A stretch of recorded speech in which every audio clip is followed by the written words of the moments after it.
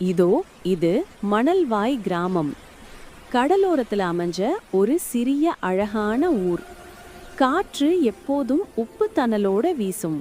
மாலை நேரத்துல சூரியன் கடலுக்குள் மூழ்கும்போது அந்த ஒளிச்சாயல் கிராமம் முழுக்க பொன்னாக மாறும் போல் இருக்கும். இங்கிருக்கும் மக்கள் சாந்தமா மனசார உழைப்பாளிகளாம். காலை எழுந்த உடனே மீனவங்க கடலுக்கு போவாங்க, விவசாயிகள் நிலத்துக்கு போவாங்க. பெண்கள் தண்ணீர் எடுத்து பாட்டு பாடுவாங்க. சின்னஞ்சிறு குழந்தைகள் கடற்கரையில ஓடி விளையாடுவாங்க. அந்த கிராமத்துல ஒரு பையன் லோகேஷ், வயது 12 தான். அவன் முகம் எப்போதும் சிரிப்போட இருக்கும்.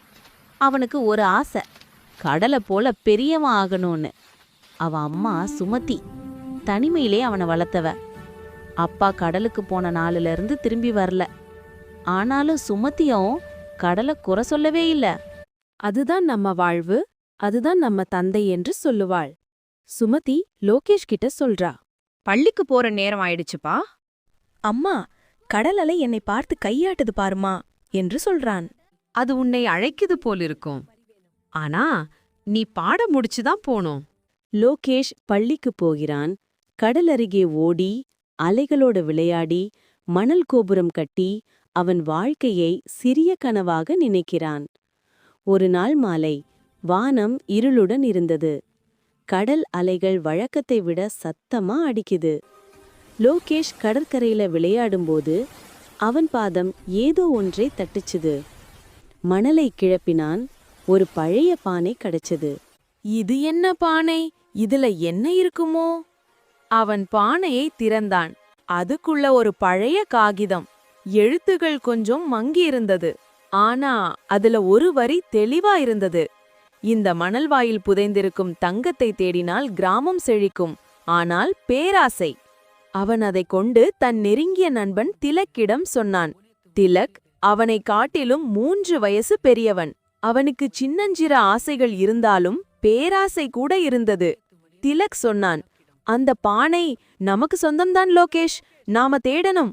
ஆனா அந்த எழுத்து சொல்லுது, பேராசைப்பட்டவனுக்கு ஆபத்து வரும்னு. லோகேஷ் சொன்னான். திலக் சொன்னான் லோகேஷ் கிட்ட, அப்பா நீயும் உன் கதை பாடமும். இரவு நேரம். நிலா வெளிச்சத்தில் இருவரும் கடற்கரையிலே தோண்ட ஆரம்பிச்சாங்க. கடல் ஓசை, காற்றின் குளிர் அவர்கள் இதயத்துக்குள்ள உற்சாகம் கலந்தது. சில நேரம் கழித்து ஒரு பொன்னான கலசம் தோண்டி பிடித்தாங்க. திலக் சொன்னான், இது பொன்னா? நாம பணக்காரங்களாக ஆகிட்டோம் லோகேஷ்.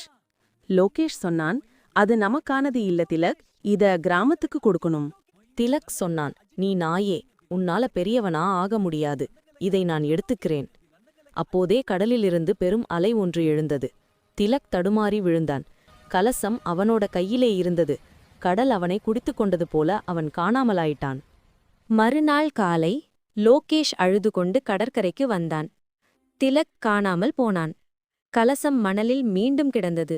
லோகேஷ் அதை பார்த்து சொன்னான், கடவுளே, அவன் பேராசைக்கு தண்டனை கொடுத்தாய். இனிமேல் இது யாருக்கும் ஆபத்தாக வரக்கூடாது. அவன் கலசத்தை மீண்டும் மணல் வாயிலே புதைத்தான். அந்த நாள் முதல் மழை பெய்ய ஆரம்பிச்சது. வறண்ட நிலம் பசுமையாயிடுச்சு. மீனவர்கள் கடலுக்கு போய் மீண்டும் மகிழ்ச்சியோட வாழ ஆரம்பிச்சாங்க. கிராமத்தார் எல்லாரும் லோகேஷ் கிட்ட கேட்க ஆரம்பிச்சாங்க, என்ன மந்திரம் பையா, மழை வருது, நிலம் பசுமையாயிடுச்சே? லோகேஷ் சொன்னான், எதுவும் மந்திரம் இல்லை அண்ணா, நல்ல மனசுக்கு கடவுள் எப்போதும் துணை நிற்பார். ஆண்டுகள் கடந்து போனது.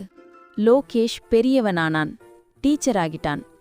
அவன் பள்ளியில் குழந்தைகளுக்கு ஒரு பாடம் சொல்லுவான். பேராசை ஒரு நிழல் மாதிரி. அதை பின்தொடர்ந்தா வெளிச்சம் கிடைக்காது. ஆனால் நல்ல மனசிருந்தா இருளும் ஒளியாயிடும். இதுவே மணல்வாயில் மாயம். மழை, நம்பிக்கை, மனசின் வெளிச்சம், இவைதான் அந்த கிராமத்தின் உண்மையான செல்வம். இதிலிருந்து நாம என்ன புரிஞ்சுக்கிட்டோம்னா, நாம எதுக்குமே பேராசைப்படக்கூடாது. நமக்கு கிடைச்சத வச்சு வாழ பழகிக்கணும், லோகேஷ் மாதிரி. இந்த கதை உங்களுக்கு பிடிச்சிருந்தா லைக் பண்ணுங்க, சப்ஸ்கிரைப் பண்ணுங்க, கமெண்ட் பண்ணுங்க, ஷேர் பண்ணுங்க. நாம அடுத்து ஒரு நல்ல கதையில பார்க்கலாம்.